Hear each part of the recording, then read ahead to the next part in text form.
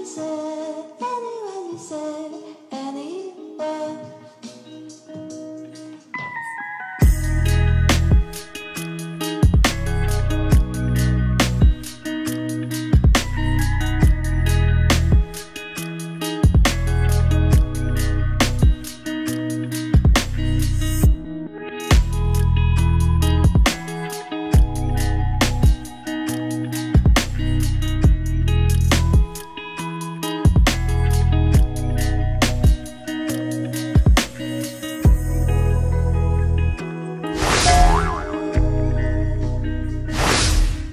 So yun guys, nasa Dotonbori ulit tayo.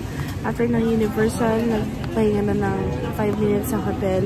Iniwan yung bag ko, tapos gutom na kami. Pagdating dito, kumain kami doon sa Gyoza ulit. Tapos try natin yung famous nilang ramen. Dati kung masarap. Ito siya. Mabilisan lang siya. Yung orderin namin is yung chashu na premium pork na ramen. $11 Canadian ang isang. Try natin kung masarap. Umuulan by the way. So ayan guys, ang in-order namin ayan yung tigi $11 na Canadian dollars. Dalawang yan. Tapos may lalabas dyan, cash yung binayad ni Zara. Tapos ito yung lalabas sa ticket. Dalawang ganyan. And then ayun, antayin na natin na paya tayo po. Try natin guys. Andito na yung order natin ramen. Ayan. Nilagay na namin ng mga toppings kasi nandiyan na yung toppings eh. Ayan. Let's try. Ang hirap lang ng pwesto kasi andyan no. Walang butas. So, dalawang paa mo na dyan. Side view ka. Let's try the soup. Oo nga. Pero masarap pa ito naman. Magetchen ba yun? Masarap siya or bagay lang sa weather? Very light, no? Gusto niyo kahit masikip na. Mukbang is life. Ang tabaw ng kimchi.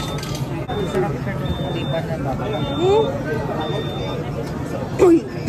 Sobrang anghang. No onion leeks. Kaya pala sabi nung vlogger, kahit hindi regular na lang, lagyan nyo na lang ng sides.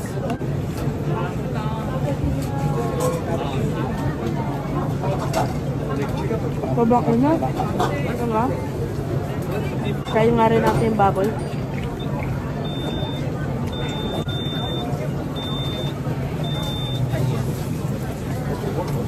Sarap siya guys. For magkano to? 350 pesos? 400.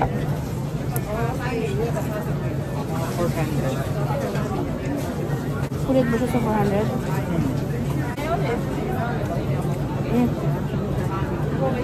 Ang nagpaanghang yung onion leeks guys kasi ano manghang.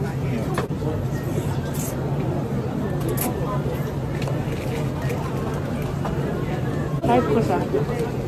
Pero syempre, Ichiran pa rin. Pero masarap ko. Ang pinakaiba lang sa Ichiran. Actually, parang same-same lang. Mas rich lang yung broth nun. Mas masarap pa yung baboy nito sa Ichiran eh.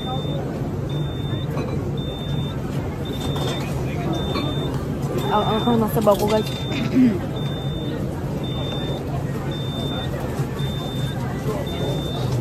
Try natin yung karne guys. Alin? Ano? Masarap. Yeah. Masarap yung dark meat.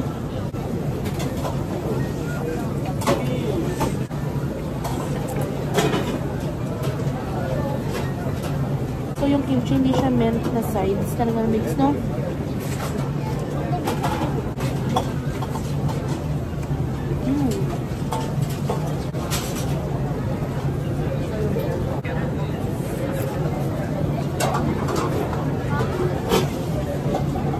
Alam mo, parang hindi mo rin ma-differentiate yung noodles nito sa noodles ng Ichiran.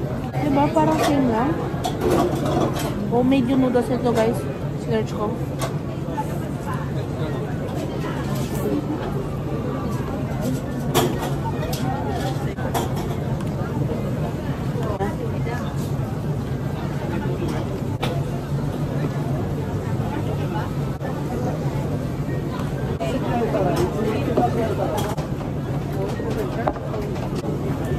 Bakit? Nasarapan ako na may bawang na fresh. Parang tanggal din siya na umis.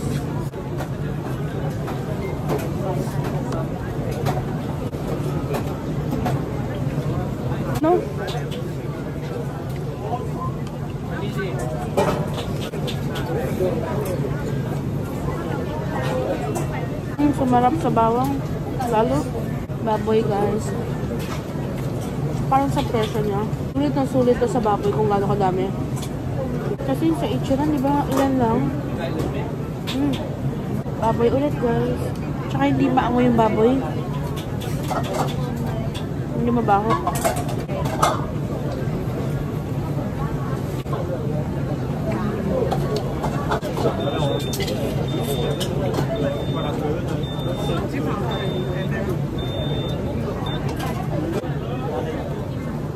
Diba ang sarap? Gusto mo dagdagan?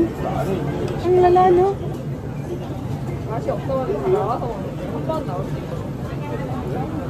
Ang sarap ng sabaw, guys. Busog na si Sarah, guys.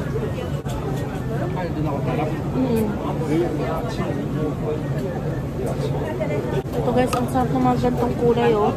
Yung sobrang dark.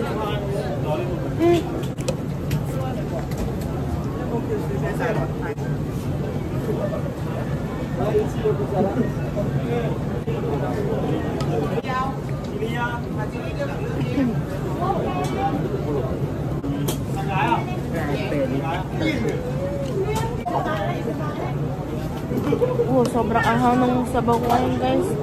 Ang sakit sa tenga. Masarap after niya to yung ano, strawberry, guys.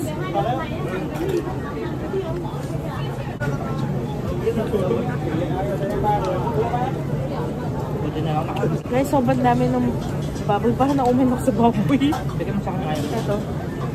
Kulang lang dito, guys, itlog.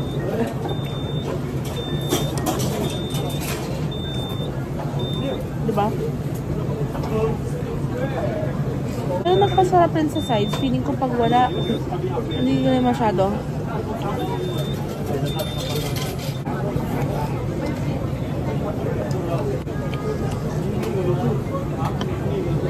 Guys, ang sarap ng bawang ang bahinig ako.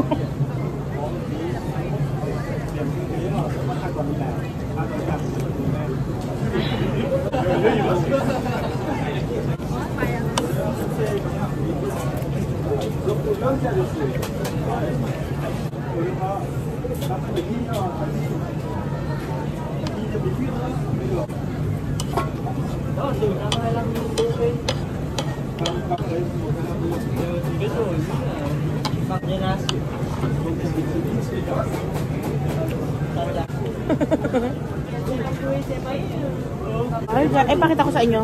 Nagsama yung tira namin sa baw. Simot, I swear guys, sa baw lang natira. Libre rin yung patubig nila, guys. Masarap siya. Ayan yung patubig katabi ko mismo. So, ayan. I rate this 8/10, guys. Okay siya sa presyo. Masarap, paninamnam. Let's go! Do you have change? Try natin itong cheese. May waffle. Ayan ang itsura.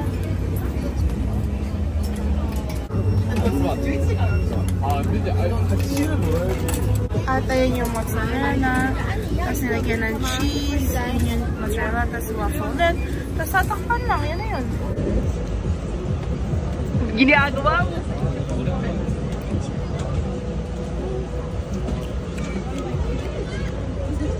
Parang mozzarella malinamnam. Sarah's turn. The next day. Hi guys, good morning. Good morning. Today is our last full day here in Osaka. Welcome back mga Janakis. And for today's video, naka-get up na tayo niya. Mag-jacket na lang tayo. Sana naman di na umulan. Pero dadala pa rin tayo ng payong. Today we are wearing a bitch. Bakit? Ano daw? Alright. So today guys, ang lakad natin ay punta tayo ng Nara Park. Napakalayong stasyon. Pero sana matumpak na namin yung stasyon kasi nakita ko yung Nara Park kahapon. Punta tayo ng Nara Park, mag-meet up tayo with the Dar. Kasi may sisara sa mga hayop na mga meet and greet. Unfortunately, ang pinaka na-enjoy ko yung monkey. Yung deer talaga, ayoko nung maagresibong hayop. So, ayun guys, magnanara tayo, kakain tayo ng matcha mochi. Wala akong suot napkin. Paano pag cough ako, tapos ayoko na mag-nap. Sasagot ko sagot mo sa akin kanina pagkagising pa lang, ha? I don't know. I don't wanna know your answer. Anyways, guys. So, ayun, punta tayo ng Nara Park. Mag-breakfast muna tayo sa Konbiniwado ko deska sa baba. So, sa Family Mart. Okay, so bili lang tayo. And then, by the way guys, grabe, highly recommended ko talaga tong lip balm na to. So, of course, meron tayong lip tint sa ilalim. Lip cream na DHC.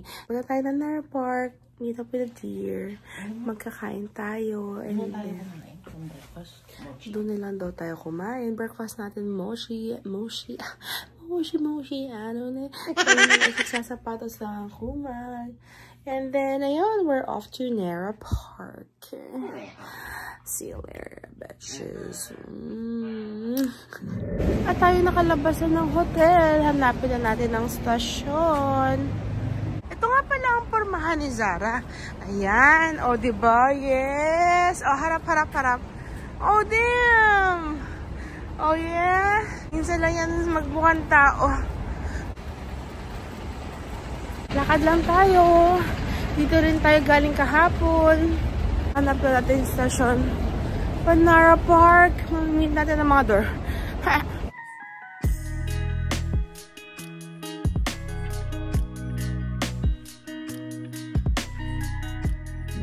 Okay guys, so ayun, after 40 minutes na amin train ride.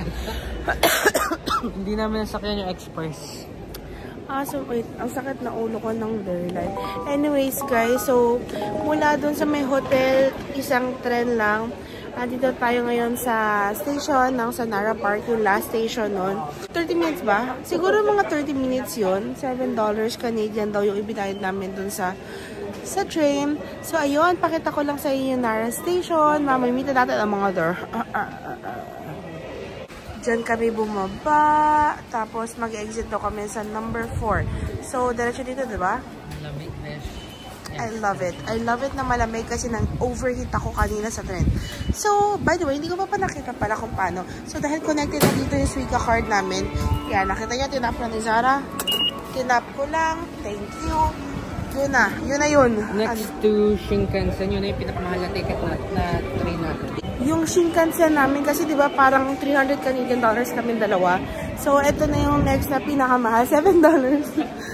Usually $2 lang guys eh. Okay, malamig sa Nara Park. Perfect ang ating outfit. Si Zara nilalamig na pero sa bag niya meron namang bubble jacket dyan na foldable. So ayun guys, excited na si Zara ma-meet yung mga deer. Yes, si Zara lang kasi kinakabahan ako guys. Sa totoo lang talaga. So ayan, napakita ko sa inyo nakalagay, Kintetsu Nara Station. So ito ang itsura. Paglabas yun ng station, makikita nyo itong pogi na to. Yeah! Imba!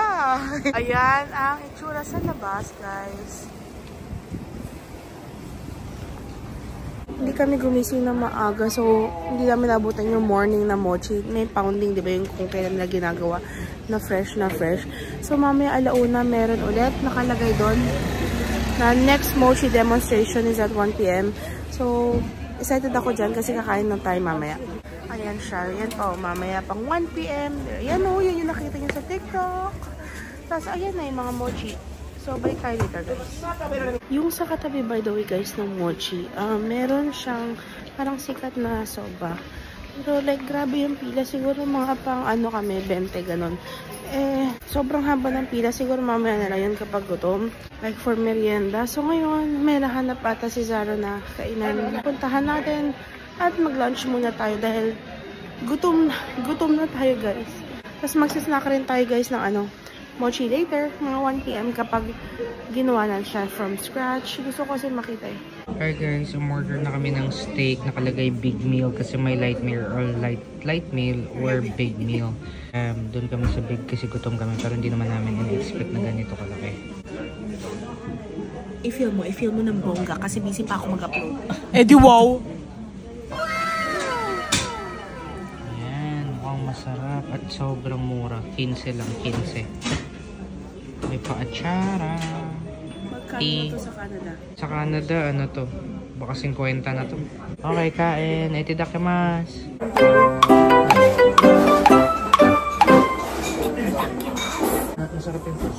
price na rin.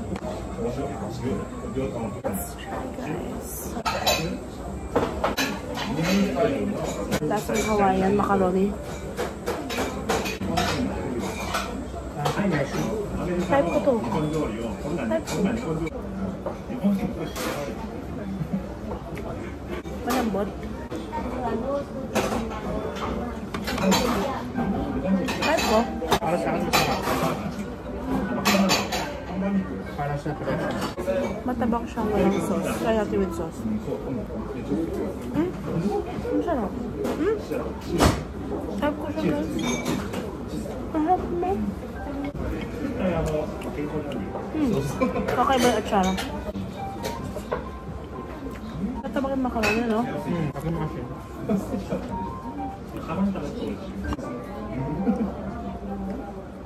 Para sa akin guys, perfectly cooked yung steak. Kasi para kay Zara, medyo matigas.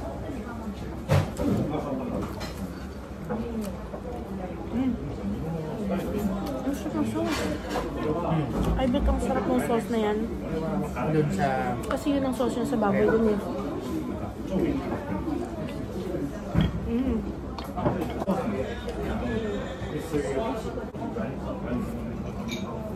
Hi Ren, shout out.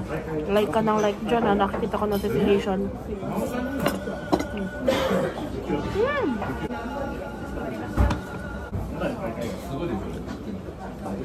Hindi ko type guys yung repol yung violet.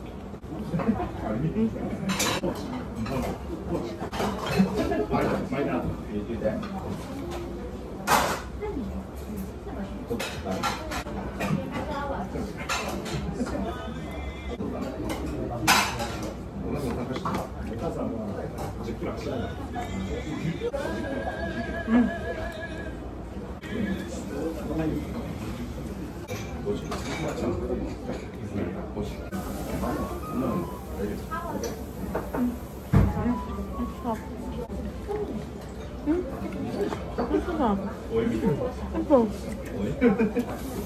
Ponzu. Kano yung cake? OMG. Oo. $4. Regular size.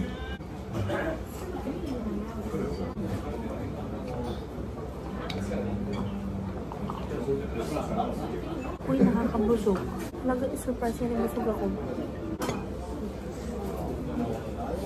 Kailangan ko ng tao.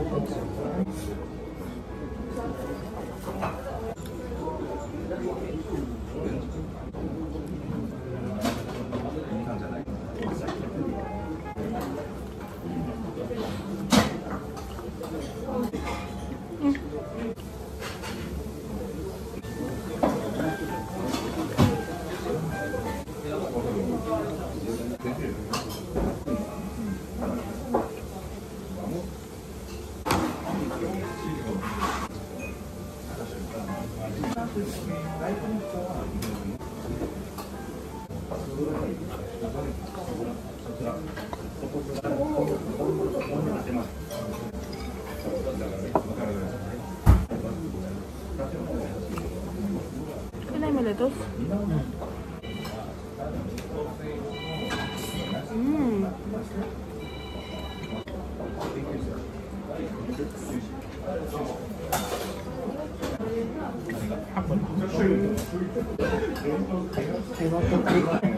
Ay, buke. Hindi siya meant for you.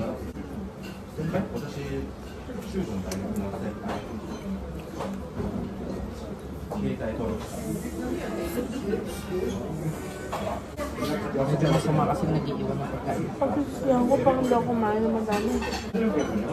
Pwede bang binubuhat? Oo. May karage? Meron?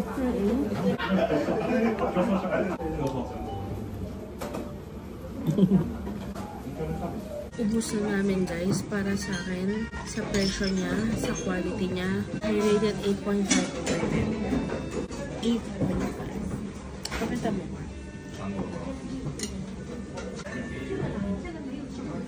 Dessert.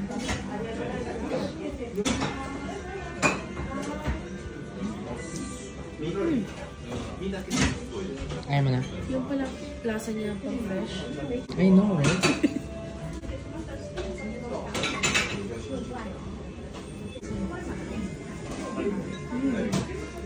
Sarap na. Bye guys! 8.5 over 10. Napapanood na namin guys yung sa may mochi. Ito na guys.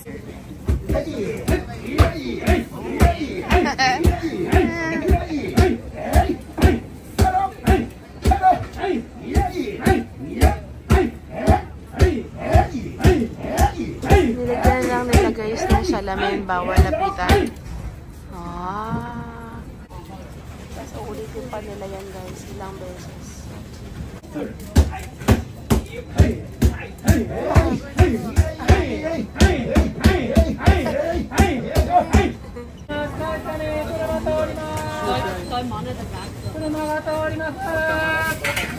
Yan na guys, ginagawa na niya. Fresh na fresh. Yun yung pinound. Ayan o. Lalabas sa machine. Tas ayan. Guys. Freshly made mochi. First time ko nakatry. Talagang bagong tira lang na mochi. Tapos bagong tira.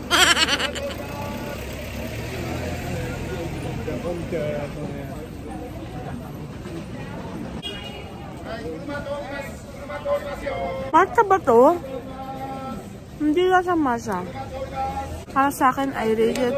Ewan ko, parang for experience kasi napanood ko rin kung paano gawin. 8 over 10, pero like sa lasa, feeling ko 6 lang to kay Zara.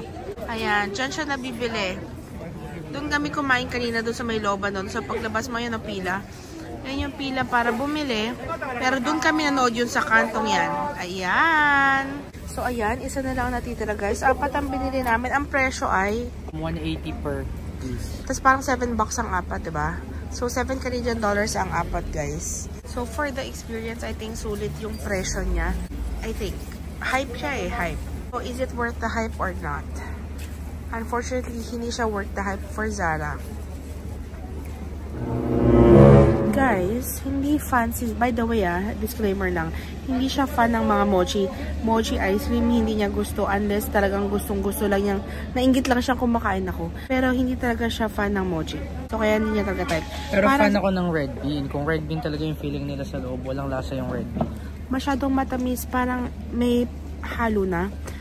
Parang sobrang dami nung asukal niya na hindi mo na talaga malasahan yung pagka-red bean talaga niya. Hindi nga masaya yung mga kumakain eh. Tignan mo silang lahat. Masaya sila na nakuha nila pero pagkagat or habang kinakain wala namang violent or masayang reaction. Ako yung una kagat ko, napawa ako. Pero guys, after nung isang buo, na-realize ko na for experience lang talaga. Alam nyo guys, punta na lang kayo rito. Kailangan nyo rin naman pumunta dito para sa mga deer, so might as well. Yeah. So, videohan nyo yung naggagawa ng mochi. And then, isa lang ang bilhin nyo. Tapos, kung dalawa kayong magkasama, isa lang ang bilhin nyo, hati na kayo doon. Kadalawa na ako. Kakainin ko yung pangatlo. Hati tayo kung ayaw. Okay. So, para sa... nagustuhan ng puti. Para sa akin, hindi siya babalikan.